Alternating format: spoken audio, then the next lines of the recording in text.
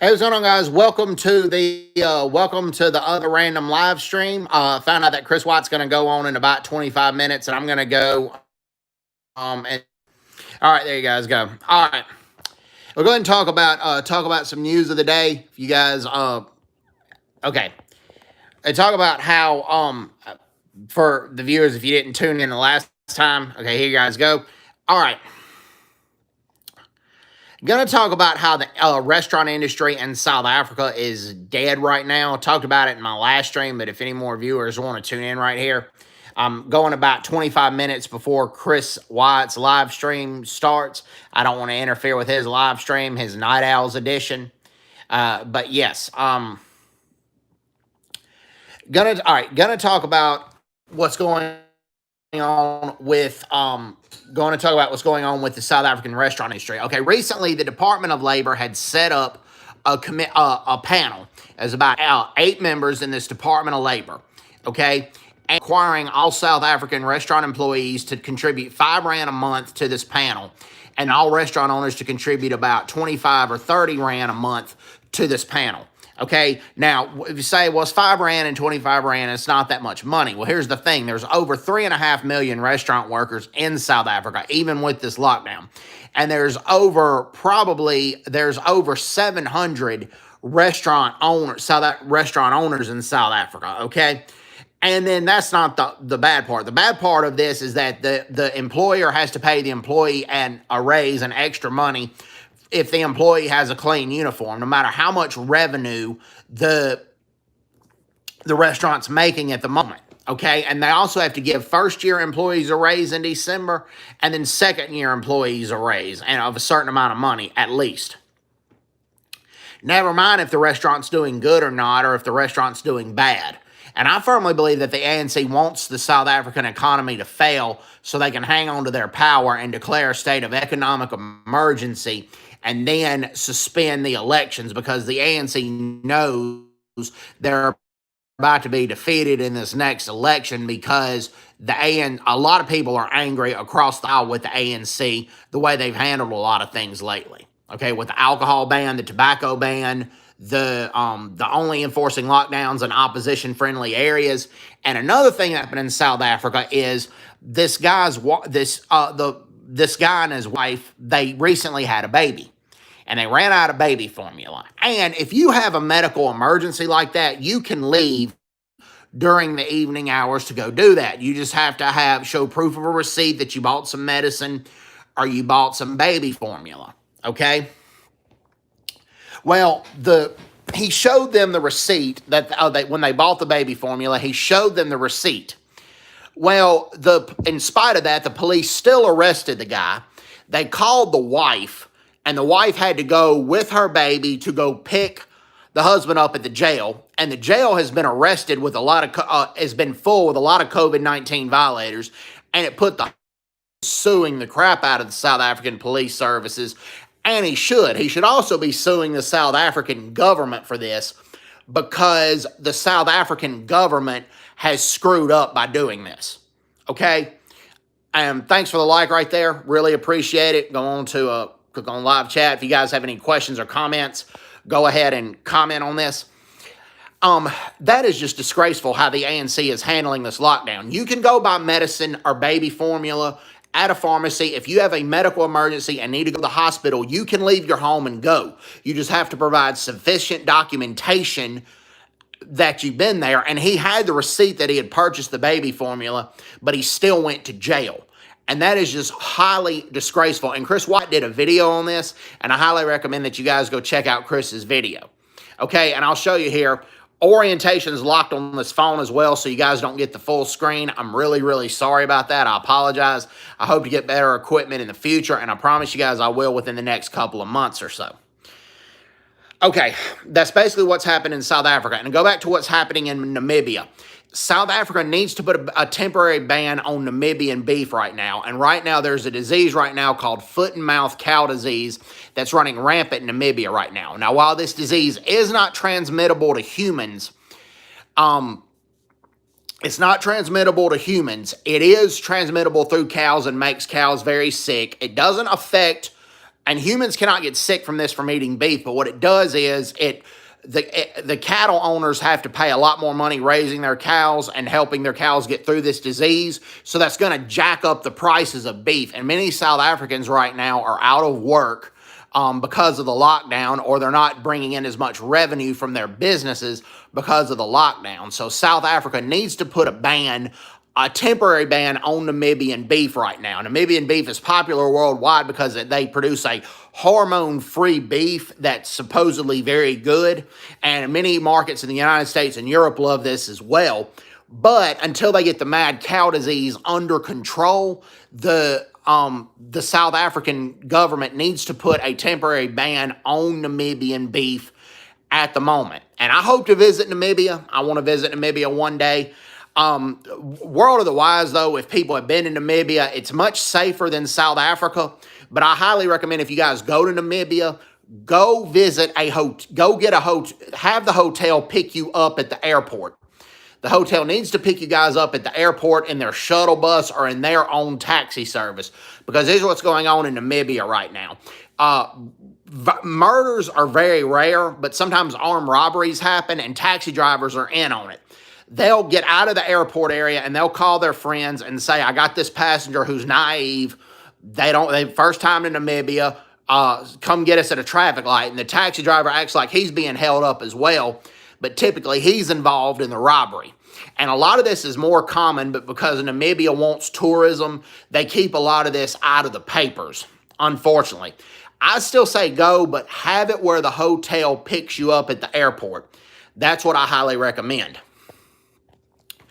If you guys want to visit Namibia. So keep prayers for Namibia. They're dealing with floods right now, and they're dealing with a lot of locusts that are eating their crops. Also, Tropical Storm Eloise is supposedly either hit Durban or about to hit Durban. It has hit Mozambique and Madagascar. So if any of you guys are in Durban or have friends in Durban, prayers for them. Tropical Storm Eloise, which is rare for it's not rare for South Africa, because in January is a summer month, and tropical storms do occur typically in the summertime. And in South Africa, December and January are the hot summer months. So prayers for you guys dealing with Tropical Storm Eloise right now. All right, now I'm going to go to what's going on in America right now. I'm not a fan of Kamala Harris as the vice president, and let me explain why. Okay, when Kamala Harris was a district attorney or a prosecuting attorney in San Francisco, she was an incompetent district attorney. Let me explain why. Okay, she was an incompetent district attorney. When she became district attorney, San Francisco's crime rate was 5% above the national average, just 5%. Well, when she left as district attorney, it was 65% above the national average. And that is highly disgraceful right now. That's highly disgraceful to do something like that. That's highly disgraceful to do something like that. And I firmly believe that she's going to be an incompetent vice president the same way she was an incompetent district attorney. She refused to prosecute. So just hang on one second. I'm gonna get this link shared to y'all if y'all are waiting for Chris Wyatt's stream. Just hang on one second. Get this link shared to you guys. And here you guys go. Hang on one second.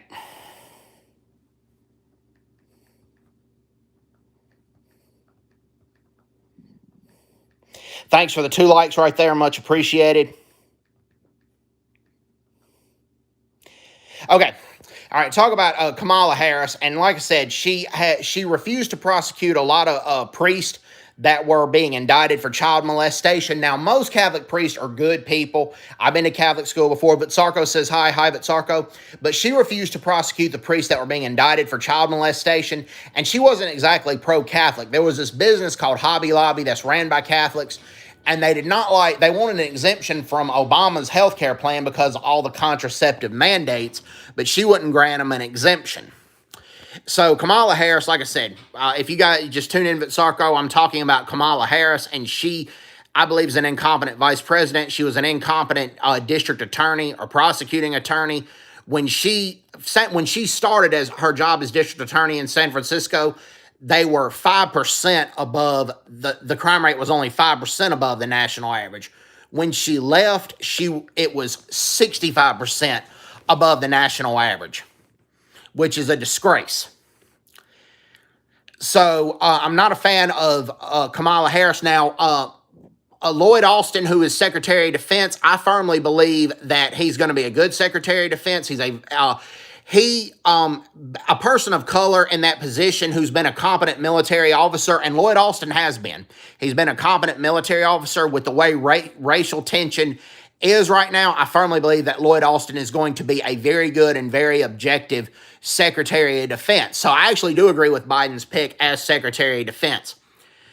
Now, let's talk about the COVID-19 vaccine a little bit, okay? Now, here's the thing. Yes, baseball legend Hank Aaron died at the age of 86, and many African Americans in America are distrustful of this vaccine. And yes, he was administered the COVID vaccine about 2 weeks ago, but one, he was 86 years old, but two, the reason that people are getting the COVID after this vaccine is user error. Here's what you have to do. The vaccine takes about 2 weeks to take effect, 10 to 14 days. So after you get your first dosage of the vaccine, from 10 to 14 days, act like nothing has changed. The vaccine has to wait 10 to 14 days to take effect. That's number one. And then you go about 3 weeks later if you have Pfizer, 28 days later if you have Moderna, and you get the second vaccine, and then you have to wait 10 to 14 days after getting that dosage to get the full immunity, or to get 95% immunity. One professor at Brown University says you need to wait 28 days after your second injection. But second of all, Hank Aaron was 86 years old, and he died in his sleep. So he may have died of natural causes. We still don't know the cause of death. And there were several other African-American celebrities who got the vaccine along with Hank Aaron, and they're doing fine. And they were doing this because several African-Americans have been distrustful of the vaccine. But several other African-Americans, like I said, got the vaccine, and they're doing it fine. There's just protocol you have to follow when you get the vaccine. And I'm due for my second injection February the 10th. And then I'm going to have to wait 10 to 14 days after that before I get 95% immunity. So there's a protocol you have to follow when getting the vaccine. Now, with that being said, we don't know if the vaccine is safe for children or pregnant women. We're not saying it's safe. We're not saying it's not safe. There's still a lot of studies that has to be shown. So if you're pregnant, they advise you not to get the vaccine. So that's what's going on there. If you're pregnant, they advise you to not get the vaccine. So for you guys who have tuned in, I recommend that South Africa temporarily halts the imports of Namibian beef. And foot and mouth cow disease is running rampant in Namibia right now. And while it's not contagious to humans and it doesn't contaminate the beef, it does raise the prices of the beef because cattle farmers have to spend a lot more money tending to their cows if the cows contract this disease. So it jacks the prices up. And many South Africans right now have lost their jobs due to the lockdown, or they have lost significant revenue from their jobs because of the COVID-19 restrictions that the ANC government has been implementing. Which is why I believe South Africa needs to temporarily halt their exports on their imports of Namibian beef. And I highly recommend that if you guys do visit Namibia, don't eat the beef right now. I've talked about that earlier. Also talking about what's going on in Russia. I know a lot of conservatives are flattered and kind of brainwashed by Vladimir Putin, but right now, Putin has a critic named Alexei Navalny, and Alexei Navalny has returned to Russia. He was outside of Russia because he had been treated from being attacked by a nerve agent, and he returned to Russia, but upon entering Russia, he was arrested at the airport. Upon entering Russia, he was arrested at the airport, and he was arrested, and 2,100 people have been arrested for protesting the release of Alexei Navalny, and the protests have largely been peaceful. So Putin is no friend to anybody. He's a dictator. He wants to make Russia the way it was under the Soviet Union. He's a former KGB agent, and he is interesting in nothing but power, and he is just as corrupt as many ANC officials are. And it's not just conservatives. A lot of South Africa is just fascinated with Russia and the way a lot of things are ran. But I've studied on Vladimir Putin, and Putin is no saint. He's not an angel. And I firmly believe that that things need to be, that he needs to be seen as an enemy. My personal opinion, my humble opinion. All right, talk about how our National Guard has been treated like crap. I did this on previous videos. We don't know if it's the Capitol Police. The Capitol Police denies it, but the National Guard had been guarding Biden's inauguration. And they were allowed to go rest in the Capitol building between shifts, and the Capitol building's got a lot of rest areas. Well, somebody told the troops to move to the parking garage, and that parking garage had one toilet with 2 stalls, and that parking garage had 40,000 soldiers there. And there was no heater, and a lot of the places were 40 degrees Fahrenheit during that time. 40 degrees Fahrenheit. So props to Madison Cawthorn. He's a freshman congressman, a Republican. He ordered pizzas for a lot of those National Guard soldiers because he thought the National Guard soldiers were being treated like crap, and I firmly believe that they were. And there's been a lot of outrage from leftists and conservatives on this, and a lot of people, I mean, you don't disrespect our troops like that. The governor of Florida, Ron DeSantis, and also the governor of New Hampshire, Chris Sununu, and the governor of Texas, Greg Abbott, they all called their soldiers back home because they said, you don't need to be treating soldiers like this. And I firmly believe that they're right on that. Props to 3 likes. Sarko, hi there. Hey there, Renew de Trois. Did you just tune in? I ask you guys, Renew de Trois, did you just tune in? If you just tuned in, I'll go back over what I was talking about, how Roman Kabanak did a good video about how South Africa's restaurant industry is in trouble right now because there's a panel in the Department of Labor, and they require their owners to give employees a raise just for having a clean uniform. And never mind how bad the owners may not be making any more money. They may not be able to afford to give the employee a raise, but they have to. The owners also have to contribute about 25 or 30 rand a month to this panel, and the employees have to contribute 5 rand to this panel. And they say, well, that's not much money. Well, there are over 700 restaurant owners in South Africa at least, and there's over 3.5 million restaurant employees. So that's a lot of money for the panel. And also the restaurant owners have to give first and second year employees raises in December. Never mind that the restaurant at the time may not be making any more money and may not can afford to do so.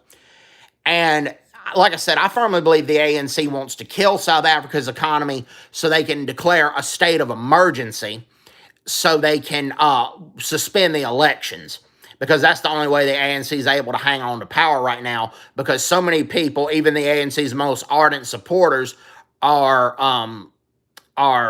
angry with the ANC right now. And rest in peace to Jackson Mthembu. He did some good things and he did some bad things. He obviously was involved in corruption and embezzled money. He had 10 BMWs that he had for his personal use. I mean, I don't wish death on anybody for that, but he had 10 BMWs that he used for his own personal use. However, he was instrumental in having a secret ballot to help recall Jacob Zuma, and he got a lot of flack from his own party for that, but he did stand up for what was right in that situation.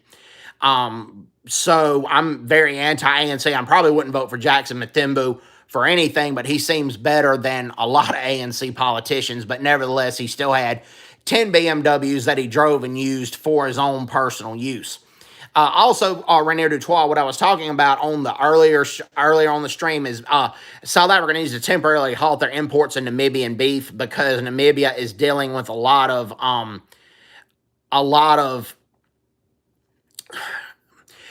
foot and mouth cow disease right now. Now, that disease is not transmittable to humans, and it can't contaminate the beef. However, it does raise the prices of the beef because the cow farmers have to use and spend a lot more money to tend to their cattle that way. So that's going to just jack up the prices of the beef. All right, well, it looks like Chris White's stream is about on there. Thank you, MF, for reminding me of this. Thanks for the 4 likes. I really appreciate you guys for doing that. I'm going to check the time right here. Yeah, Chris White's stream's about to be on, so I'm going to sign off. Thank you guys for tuning in right now. And I know a lot of people typically don't tune into my streams. They watch them later and then they give the likes and the comments, and that's fine. Hope you guys are doing well, and hope all is well. Take care. God bless, and bye-bye. Bye-bye.